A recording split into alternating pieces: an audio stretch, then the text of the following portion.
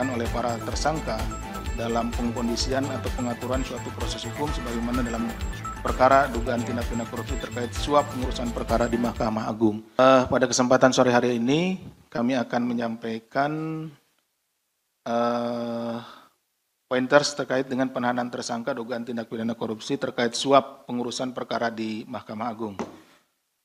Sebagai latar belakang ingin kami sampaikan karena ini prosesnya agak lain ya.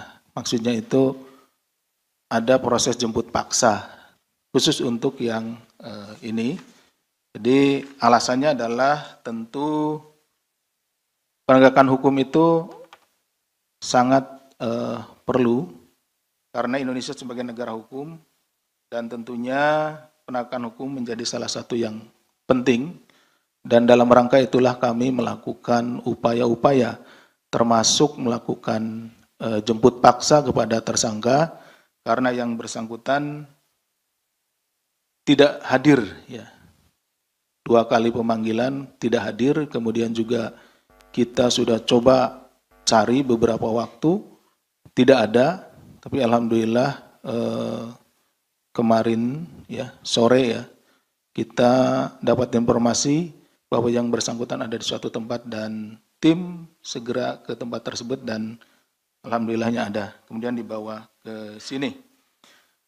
Tentunya ini juga dalam rangka upaya penegakan hukum untuk memastikan bahwa supremasi hukum di Indonesia dapat memberikan rasa keadilan bagi seluruh warga negara yang memiliki kedudukan yang sama. Jangan sampai salah satu atau beberapa pihak kemudian tidak kita lakukan upaya paksa karena memang yang bersangkutan pergi atau tidak ada di tempat. Kita tetap berusaha untuk mendapatkannya. Kemudian perkara ini terkait dengan upaya atau tindakan-tindakan melawan hukum yang dilakukan oleh para tersangka dalam pengkondisian atau pengaturan suatu proses hukum sebagaimana dalam perkara dugaan tindak pidana korupsi terkait suap pengurusan perkara di Mahkamah Agung. Ini awalnya ya, seperti itu.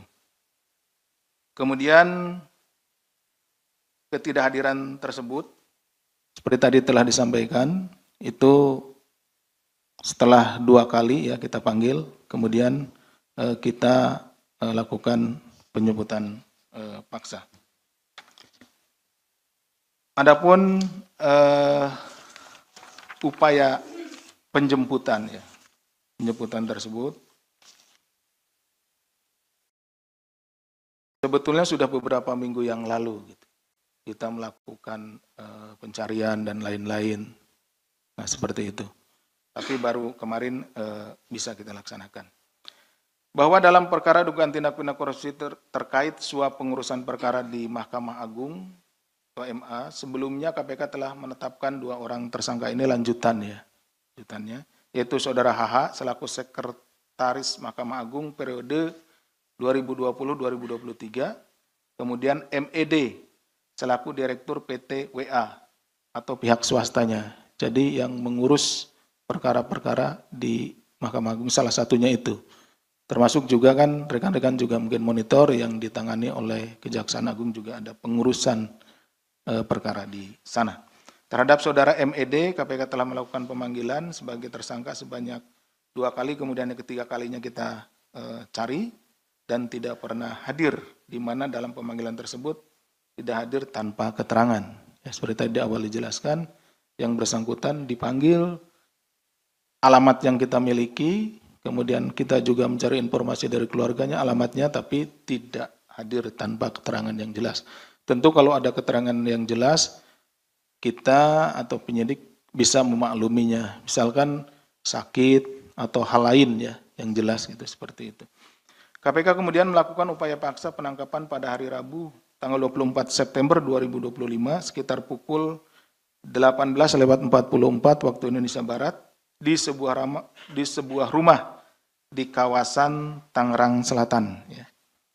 Penyidik kemudian melakukan pemeriksaan secara intensif dan melakukan penahanan terhadap Saudara MED untuk 20 hari pertama, terhitung sejak tanggal 20 September sampai dengan 14 Oktober 2025 di cabang Rumah Tahanan Negara kelas 1 Jakarta Timur. Adapun konstruksi perkaranya sebagai berikut, bahwa sekitar awal tahun 2021, FR mempertemukan dan memperkenalkan MED kepada HH. Pada saat itu MED menyampaikan ada perkara dari temannya dan meminta bantuan kepada HH. Jadi temannya MED ini sedang berperkara pada tingkat di Mahkamah Agung ya, DMA gitu. Jadi dia minta kepada saudara FR untuk dipertemukan dengan HH. HH ini pada saat itu sebagai sekretaris MA gitu ya. Jadi melalui pertemuan itulah saudara MED meminta bantuan supaya temannya ini dibantu gitu ya, sesuai keinginannya. Tentunya ya perkaranya pasti minta dibantuan, ya perkaranya ya supaya dimenangkan seperti itu kan ya. Setelah beberapa kali pertemuan di tempat umum gitu ya, HH kemudian menyampaikan apabila ingin membicarakan perkara jangan harusnya gitu, sebaiknya di tempat tertutup, jangan di tempat umum gitu, seperti itu. Dan lebih bagus lagi mencari tempat untuk posko. Nah, ini permintaan dari saudara HH kepada saudara MED. Jadi kalau mau ngobrolin perkara ya jangan di tempat umum lah gitu. Ya, ini kan pasti kalau tempat umum kan mungkin banyak orang dan lain-lain kan lalu lalang seperti itu ya. Jadi dia menyarankan kepada MED itu carilah tempat yang tertutup gitu ya, seperti itu. Kalau enggak ya bisa dijadiin posko seperti itu. Hal tersebut kemudian ditindaklanjuti kan secara bertahap, yaitu berupa uang muka yang dibayarkan di awal pengurusan dan pelunasan apabila perkara tersebut berhasil dibantu pengurusannya oleh HH. Jadi kasih uang muka dulu, baru ditunggu nanti persidangannya setelah vonis ya, gitu. Nah baru diberikan lagi. Bahwa atas perkara-perkara yang diurus oleh HH ternyata ada yang kalah gitu ya.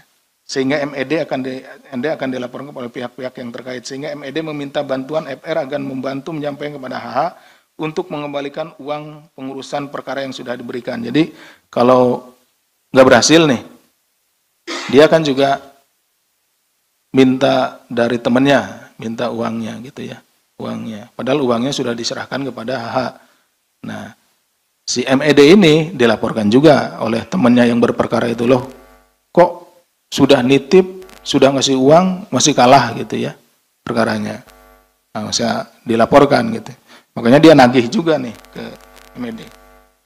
Kemudian atas perbuatan MED dipersangkakan melanggar pasal 5 ayat 1 huruf A, pasal 5 ayat 1 huruf B atau pasal 13 Undang-Undang Nomor 31 Tahun 99 tentang pemberantasan tindak pidana korupsi sebagaimana telah diubah dengan Undang-Undang Nomor 20 Tahun 2001 tentang perubahan atas Undang-Undang Nomor 31 Tahun 1999 tentang pemberantasan tindak pidana korupsi.